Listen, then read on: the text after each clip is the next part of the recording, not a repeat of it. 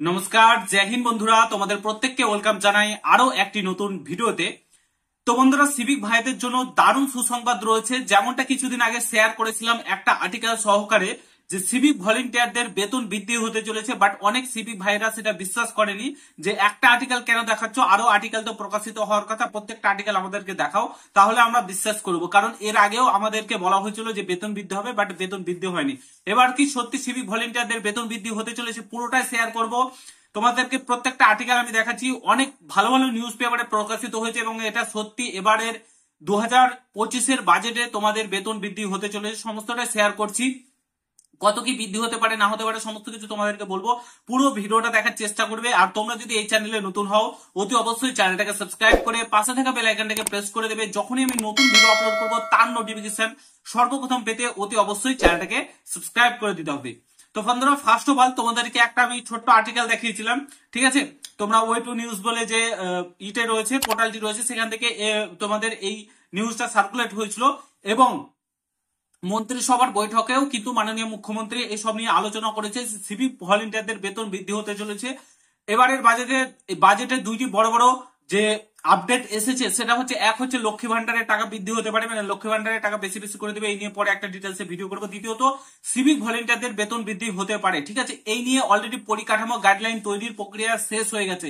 হ্যাঁ, তোমরা ঠিকই শুনেছো, গাইডলাইন এবং পরিকাঠামো তৈরি হয়ে গেছে তোমাদের বেতন বৃদ্ধি নিয়ে।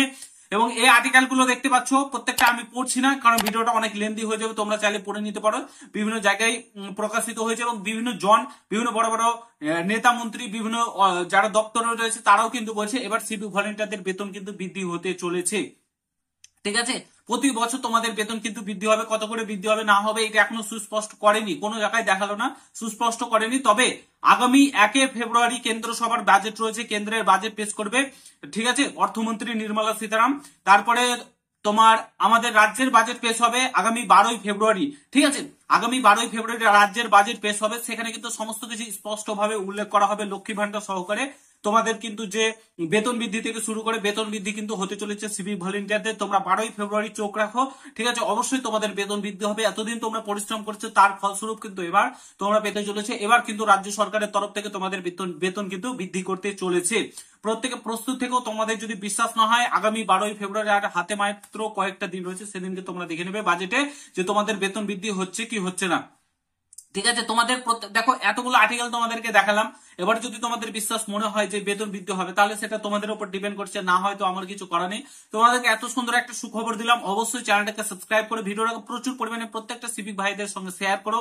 তারাও যাতে এই নিউজটা শুনতে পারে, তারাও যাতে একটু খুশি হয়, খুশির খবরটা পায়। তো তাদেরকে ভিডিওটা প্রচুর পরিমাণে শেয়ার করা। আগামী 12ই ফেব্রুয়ারি রাজ্যের বাজেটে সিভিক ভলেন্টিয়ারদের বেতন বৃদ্ধির কথা ঘোষণা করতে পারে, ঠিক আছে? মাননীয় মুখ্যমন্ত্রী মন্ত্রিসভার বৈঠকে কিন্তু এটা আলোচনাও করেছি। তো আশা করি বুঝতে পেরেছো। আমি ছোট্ট ভিডিওর মাধ্যমে সমস্ত কিছু শেয়ার করার চেষ্টা করলাম। যদি ভিডিওটা ভালো লাগে প্রত্যেকের সঙ্গে শেয়ার করে, চ্যানেলে নতুন হলে অবশ্যই সাবস্ক্রাইব করে যাও। দেখা হচ্ছে নতুন ভিডিওর সঙ্গে। ভালো থেকো, সুস্থ থেকো। গুড বাই, জয় হিন্দ, বন্দে মাতরম।